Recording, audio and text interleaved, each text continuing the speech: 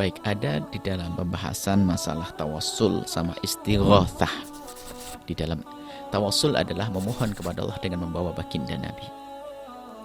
Allahumma inni atawajjahu ilaika, ngadepnya kepada Allah. Kemudian membawa Nabi. Ini atawajjahu ilaika bi nabi. Ya Allah, kabulkan dengan Nabi Muhammad. Itu nama tawassul. Tawassul ada dua, tawassul bidu'a sama doa bitawassul. Kalau tawassul bidu'a, kita minta orang agar mendoakan kita. Padahal kita bisa minta langsung kepada Allah, cuman karena orang itu soleh, kita minta agar orang itu mendoakan kita. Ini tawassul bidu'a. Yang kedua adalah doa bitawassul. Doa di dalam doa adalah tawassulnya. Misalnya itu, Allahumma ya Allah, dengan pangkat kebesaran kekasihmu Nabi Muhammad, kabulkan hajatku. Namanya doa bitawassul. Dan itu semuanya boleh. Semuanya boleh. Ada yang mengatakan boleh itu salah, menggunakan doa untuk tawassul bidu'a untuk doa bitawassul. Ini kesalah ketukar. Misalnya tentang kisah sahabat Nabi Sayyidina Umar waktu bertawassul dengan Sayyidina Abbas, itu kan doa bitawassul, bukan tawassul bidu'a. Kan Allahumma Allahumma, ini pakai Allahumma. Jadi pakai Allahumma ya Allah. Ini kalimatnya Allahumma ya Allah. Lah kok dikatakan dia minta kepada Sayyidina Abbas minta doa, ini salah. Ketukar. Jadi doa kepada Allah namanya ad-doa, di dalamnya ada tawassul. Inna kunna natawassul ilaika, ini kan Allahumma inna kunna natawassul ilaika binabiyyika fataskina. Ya Allah, dulu kami bertawassul kepadamu dengan membawa Nabi Muhammad, lalu kau sirami kami. Wa inna natawassul ilaika, dan kami sekarang bertawassul kepadamu bi ammi nabika, dengan paman kekasihmu Nabi Muhammad, faskina, dan siramilah kami. Ini adalah doa, di dalamnya ada tawassul. Bukan tawassul bidoa. Cuman orang yang anti tawassul menerjemahkan hadis ini adalah datang kepada Sayyidina Abbas untuk minta doa. Mana bunyi Allahumma kok datang kepada minta doa? Ini kesalahan parah sekali di dalam memahami hadis. Padahal dalam hadis Allahumma mintanya kepada Allah dan membawa Nabi Muhammad, kemudian membawa Sayyidina Abdullah bin Abbas, seperti itu. Membawa Sayyidina Abbas. Kemudian ini adalah tawassul. Kemudian yang kedua adalah istighatsah. Istighatsah ini memang ulama berbeda dalam hal ini. Istighatsah adalah meminta kepada Nabi. Apakah diperkenankan kita minta kepada Nabi? Kita minta kepada Nabi dan meyakini Nabi yang memberi waktu hidup juga nggak boleh. Apalagi waktu meninggal. Akan tapi kalau sama kita minta kepada seseorang waktu hidup, kalau kita meyakini dia memberi, nggak boleh.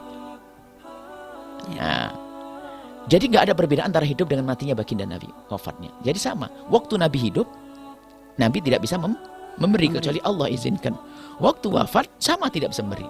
Maka yang membedakan antara hidup dan wafatnya Nabi nggak benar. Ya kalau Nabi hidup mau boleh, setelah waktu meninggal jadi dia. Masalah tawassul tadi, tawassul. Adapun masalah istighatsah, kalau tawassul ada yang membedakan tawassul kau kepada Nabi waktu hidup boleh, kalau waktu meninggal ada tidak boleh. Apa yang membedakan antara hidup dan mati Nabi? Karena tawassul dengan pangkat kebesaran Nabi kan, mintanya kepada Allah membawa Nabi waktu hidup. Bukan kita minta kepada Nabi mintanya kepada Allah. Sekarang bab istighatsah. Istighatsah ini bukan istighatsah yang ada di negeri kita.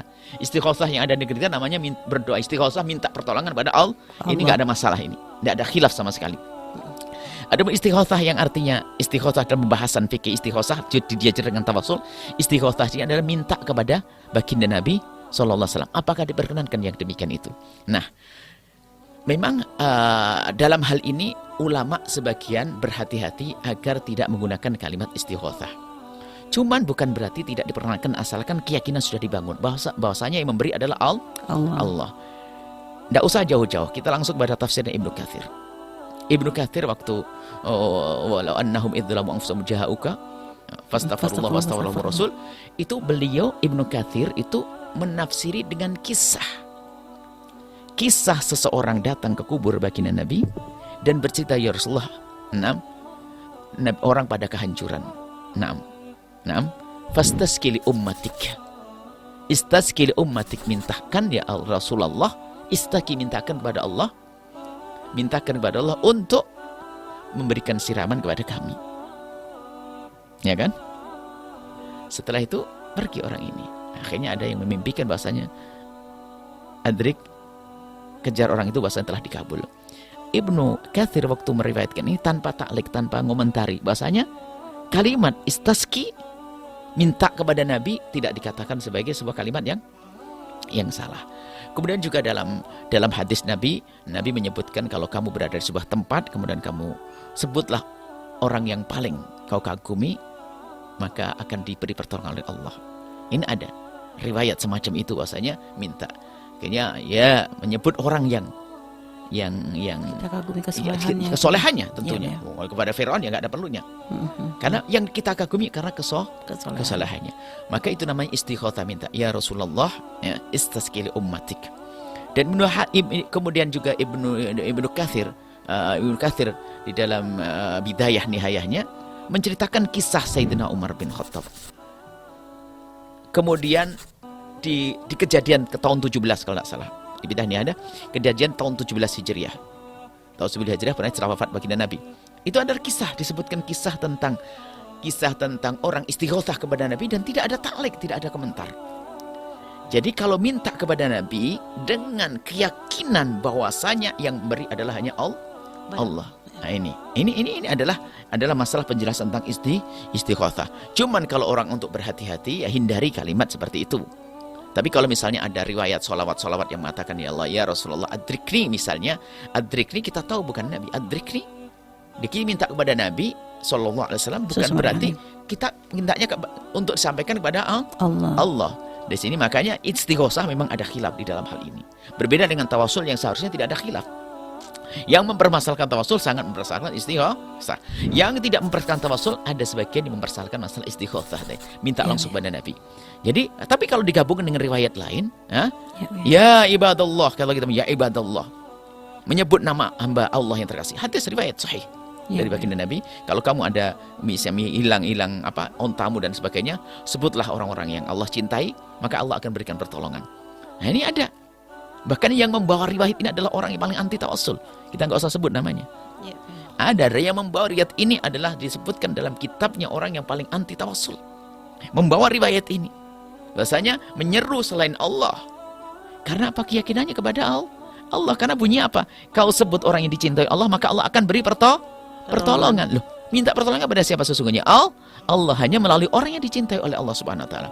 Jadi, istighothah semacam itu adalah ada pendapat para ulama yang menjelaskan semacam itu, termasuk dalam Ibnu Katsir sendiri meriwayatkan, bahkan waktu Ibnu Katsir menafsiri tafsir ayat tersebut tidak mendatangkan pendapat-pendapat yang lain, kol-kol yang lainnya, hanya beliau menyebutkan kisah Utbi itu, kisah seorang tabi'in. Jadi artinya kisah seorang sahabat atau tabi'in lah. Kisah tersebut beliau tidak menyebutkan tentang yang lainnya. Memang itu adalah khilaf. Kalau seandainya kita bisa menghindari kalimat supaya orang tidak banyak tanya, boleh. Akan tapi jika ternyata kita menemukan ada hujah-hujah yang sangat jelas, tapi sebaiknya kita menghindari, karena memang di kalangan orang yang bertawasul sendiri ada yang mengingkari hal-hal yang semacam ini. Seperti itu. Jadi wilayah khilaf. Jadi sangat senang kami kalau ada penanya yang kritis seperti itu, dan sangat